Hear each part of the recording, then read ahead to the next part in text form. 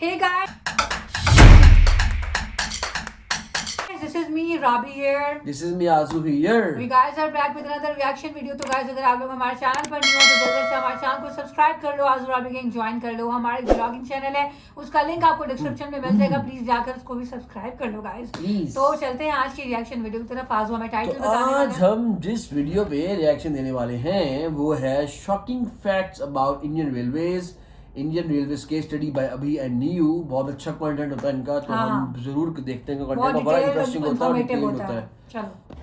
हमारे देश की लाइफलाइन मानी जाती है. 100 साल पहले ब्रिटिशों के जमाने में बनी हुई ये सिस्टम आज भी दुनिया की 4th लार्जेस्ट रेलवे सिस्टम है और इसका भारत की ग्रोथ स्टोरी में एक इम्पोर्टेंट योगदान है. 5 रुपए के लोकल ट्रेन से लेकर दुनिया की सबसे लग्जूरियस महाराजा एक्सप्रेस तक इस देश को घुमाने में रेलवेज ने कोई कसर नहीं छोड़ी.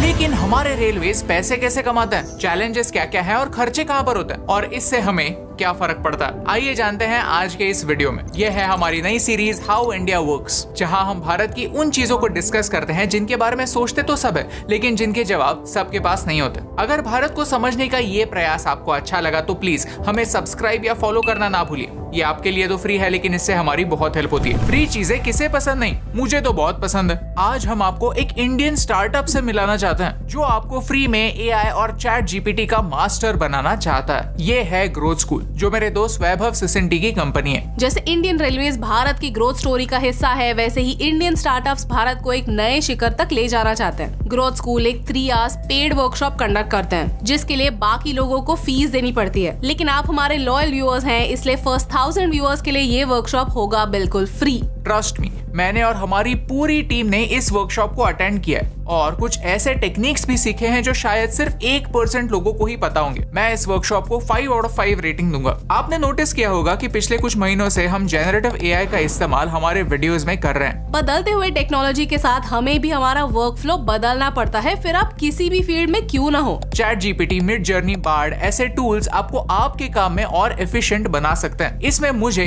कोई डाउट नहीं. सो चाहे आप कोई भी वर्किंग प्रोफेशनल, फाउंडर, फ्रीलांसर या क्रिएटर हो, ये वर्कशॉप आपको काफी हेल्प करेगा. मैं हमारे सारे व्यूअर्स को ये रेकमेंड करूंगा कि आप ग्रोथ स्कूल के इस वर्कशॉप का हिस्सा बने. जल्द से जल्द रजिस्टर करें और इस फ्री ऑफर का फायदा लें और कटिंग एज टेक्नोलॉजी सीखकर खुद को टॉप 1% का हिस्सा बनाएं. Link in the description. Chapter 1, railways कितनी बड़ी है. इस साल इंडियन रेलवेज को हमारे बजट में 2.4 लाख करोड़ रुपए एलोकेट हुए. ये आज तक का हाईएस्ट रेलवे बजट है. आज हम हर दिन 12 किलोमीटर के नए लाइंस बिछाते हैं और अगले साल तक ये टारगेट 16 किलोमीटर पर डे होने वाला है. वंदे भारत एक्सप्रेस आज सिर्फ चेन्नई के ICF में बनती है, लेकिन इस साल हरियाणा में सोनीपत, महाराष्ट्र में लातूर और उत्तर प्रदेश के रायबरेली में भी वंदे भारत एक्सप्रेस बनने वाली है.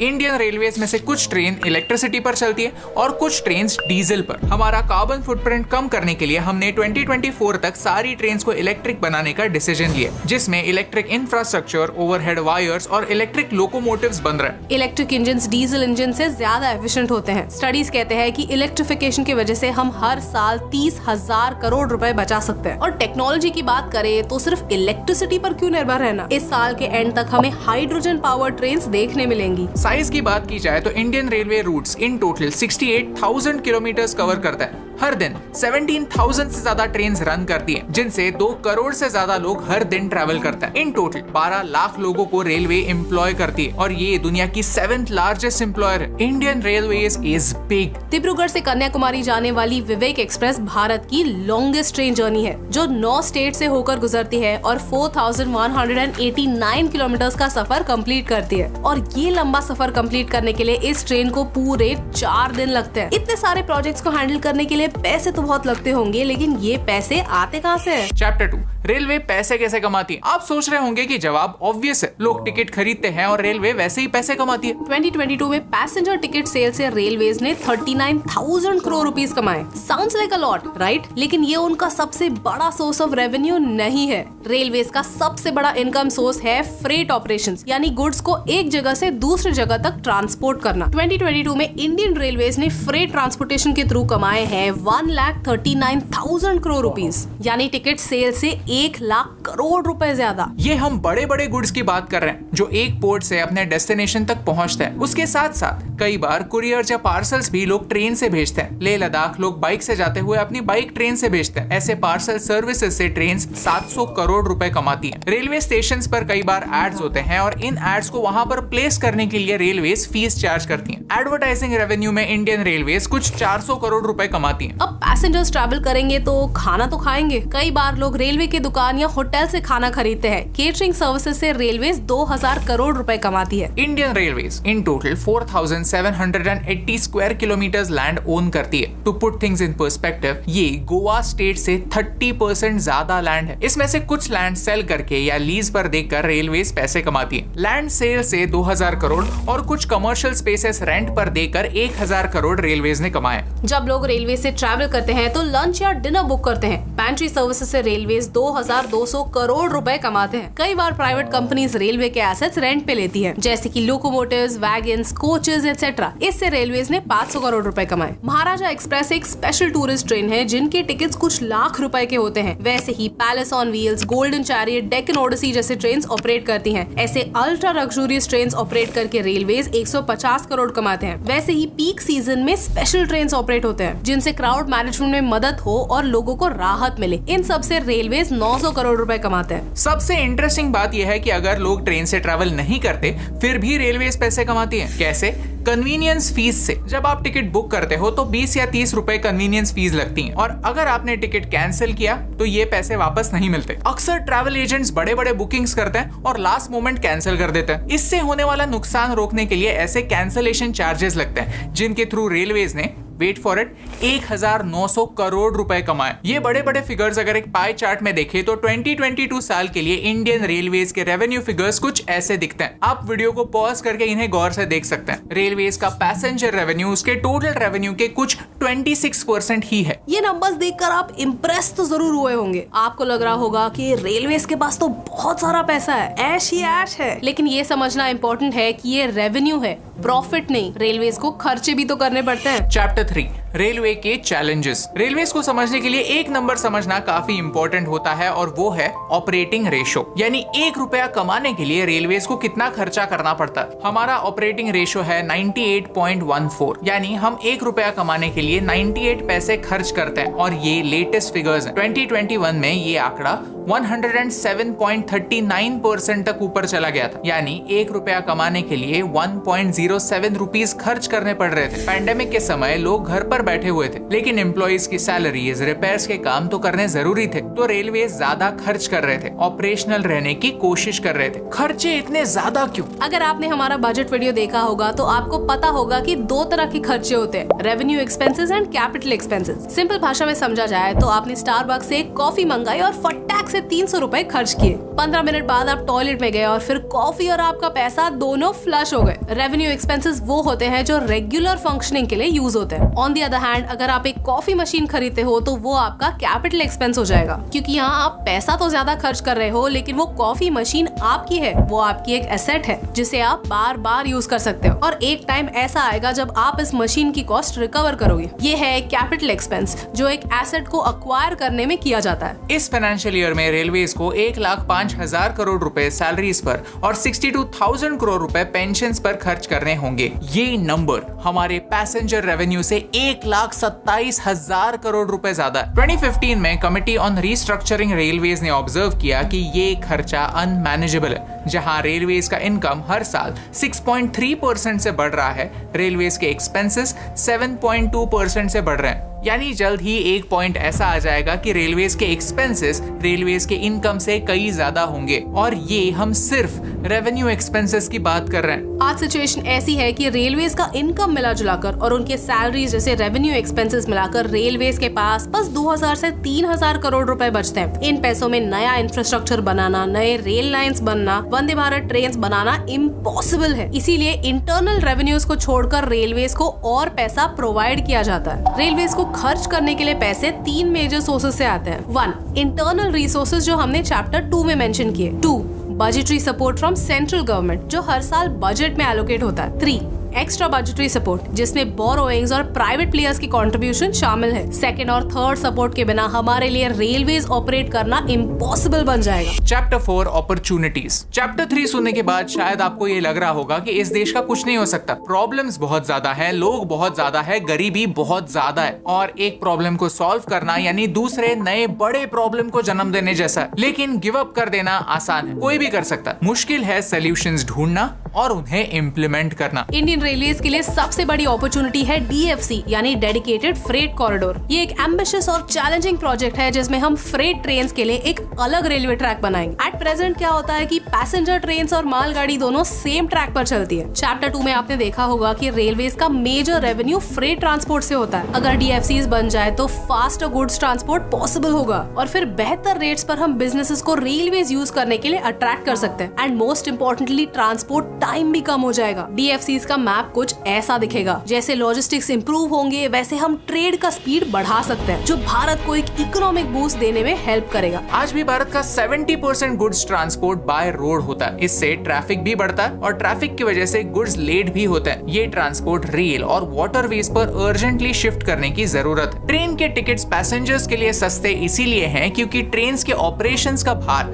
फ्रेट ट्रांसपोर्ट उठाते हैं, तो उनके लिए एक बेहतर सर्विस अवेलेबल करना रेलवेज की जिम्मेदारी है। रेलवेज एक दूसरी बात ये कर सकते हैं कि रूट एनालिसिस करके देखना कि कहाँ डिमांड हाई है। पिछले महीने ये न्यूज आई थी कि कासरगोड त्रिवेंद्रम वंदे भारत की ऑक्यूपेंसी 183% थी, विच मींस हर रोज जो भी ट्रेन चलती है वो फुल्ली बुक्ड होती है। आज इंटरनेट पे ये ढूंढना मुश्किल है कि कौन सी ट्रेन की कितनी ऑक्यूपेंसी है। ये डेटा ट्रांसपेरेंटली डिक्लेयर होना चाहिए ताकि ट्रेन शेड्यूलिंग के बारे में बेटर डिसीजंस ले जाए। जिस ट्रेन में ज्यादा ऑक्यूपेंसी है उस लाइन में ज्यादा ट्रेन इंट्रोड्यूस होने चाहिए। दूसरी बात यह है कि कई लोग जनरल और अनरिजर्व कैटेगरीज में ट्रैवल करते हैं। इन बोगीज की कंडीशन काफी खराब है, ये बहुत क्राउडेड है। इन ट्रैवलर्स के लिए भी सॉल्यूशंस ढूंढने चाहिए। The next thing is old coaches. कई ट्रेन के कोचेस पुराने हो गए, इन्हें नए कोचेस से रिप्लेस करने से ऑक्यूपेंसी बढ़ सकती है, जिससे ट्रैवलर्स को भी लगे कि जो फीस वो पे कर रहे हैं वो वर्थ इट है। चैप्टर 5 हम क्या कर सकते हैं? हमें रेलवेज को और एफिशिएंट बनाना होगा, यानी फालतू के खर्चे कम करने होंगे और रेवेन्यूज बढ़ाने होंगे। अगर आपने कहीं पर भी ट्रेन से ट्रैवल किया होगा तो ऐसी रंगोली जरूर देखी होगी। ये पान गुटखा के थूक के निशान जितने साफ करो उतने ही जल्दी वापस आ जाते हैं। क्या आपको पता है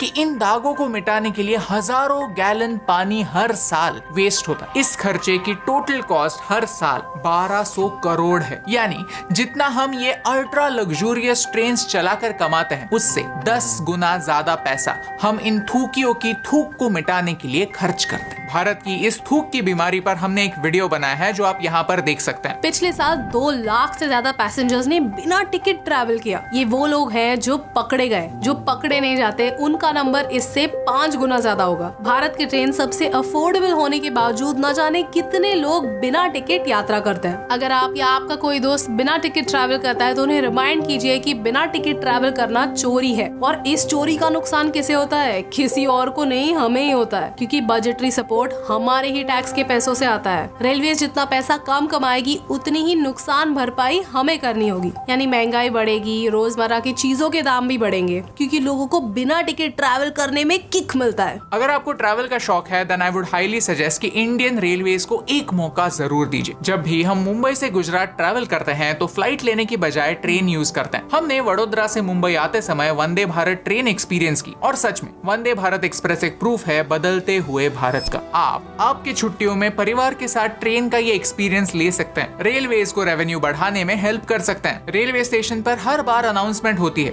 कि रेलवे आपकी संपत्ति है। इस वीडियो का पॉइंट यही है कि आपको ये रियलाइज हो कि रेलवे के डब्बे, स्टेशन, ट्रैक्स आपकी ही संपत्ति है। जैसे आप खुद के घर का ख्याल रखते हैं, खुद के घर में यहाँ वहाँ थूक नहीं देते, समय पर बिजली का बिल भरते हैं इस डर से कि कहीं बिजली ना चली जाए, वैसे ही रेलवेज का ध्यान रखना भी हमारी ही जिम्मेदारी है। क्योंकि अगर हमने ख्याल नहीं रखा तो भुगतान हमें ही करना पड़ता है। जो रेलवेज से चोरी करते हैं या फिर रेलवेज की प्रॉपर्टी को डैमेज करते हैं, उन्हें ये समझने की जरूरत है कि इनडायरेक्टली उसकी कीमत उन्हें ही चुकानी पड़ती है। अगर आपको इस वीडियो का पॉइंट समझा तो उसे अपने दोस्तों के साथ शेयर कीजिए। And don't forget to check out growth school. पहले 1000 लोग जो नीचे दिए गए लिंक पर क्लिक करते हैं और साइन अप करते हैं, वो चैट जीपीटी जैसे जनरेटिव एआई को यूज करने के एसेंशियल टिप्स सीख सकते हैं, वो भी फ्री में। Link in the description. Because I love trains, जहां प्लेन की जर्नी आपको A to B फास्ट लेकर जाती है, एक train journey suffer shocking facts about Indian railways जो कि बहुत इंफॉर्मेटिव थे और बहुत इंटरेस्टिंग थे।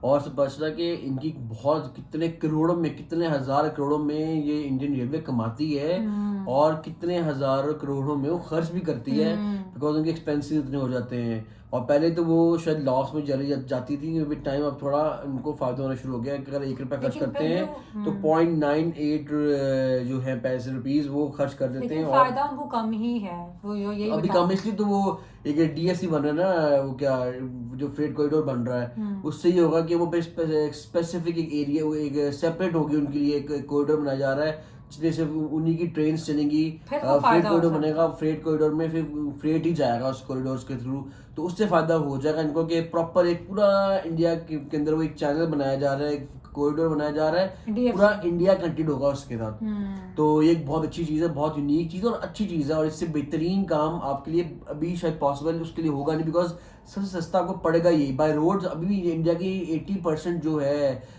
सामान जाता है वो थ्रू बाय रोड ही है, तो बाय रोड से आप ऑब्वियसली अगर बाय रोड जाएंगे तो बाय रोड पे ट्रैफिक भी होती है, पेट्रोल भी ज़्यादा खर्च होता है। अगर तो वो ट्रेन जैसे कह दें कि वो अब बिजली पे चलाएंगे, जो इलेक्ट्रिक ट्रेन होंगी, हाँ, वो हाइड्रो भी कहते हैं। हाँ हाइड्रोजन के थ्रू भी चलेगी तो और फायदा होगा आपकी, एक तो कार्बन कम यूज होगा और आपका एफिशिएंट होगा, और वो चीपर भी पड़ेगा ना, चीपर होगा, एफिशिएंट होगा, और जो आपके है क्या आपके इकोसिस्टम उसके लिए फ्रेंडली भी होगा।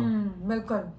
तो ये देखकर बहुत अच्छा लगा है। हम लोग देख रहे थे ना कि काफी टॉप 10 की ट्रेन, और हम कह रहे थे कि पता इतनी लग्जरी ट्रेन हैं, अब हमें आइडिया हुआ कि इनके कितने खर्चे भी बहुत ज्यादा खर्चे और बहुत ज्यादा ही हाँ। मतलब कि एक अच्छी चीज है कि हमें बहुत ज्यादा लोग ट्रैवल भी करते हैं इस पे, कि इनको लोगों को सीट्स भी मुश्किल से मिलती हैं। और ये भी बताया गया था कि जो लोग ये कम बगैर पैसों के ट्रैवल करने की कोशिश करते हैं तो वो भी कम करना चाहिए। वो बहुत चीज बताई उन्होंने। और जो वो पान फेंकते हैं, थूकते हैं, तो वो उससे भी पानी ज़ाया होता है। तो यहाँ ये तो अवाम ने करना है, अपने आप को चेंज करना है। इससे अवाम जब चेंज होगी तो ऑटोमेटिकली चीजें चेंज होंगी, बिकॉज उससे नुकसान किसी का भी नहीं होना है, वो आपका नुकसान होना है, बिकॉज क्योंकि वो आप ही के पैसों से सैलरीज देते हैं, आप ही के टैक्सेस के थ्रू ही वो सैलरीज देनी है, हर चीज चलनी है, तो वो उसका at end of the day economy पे भी फर्क पड़ेगा, आप महंगाई आएगी। वो उन्होंने बिल्कुल सही बात की है।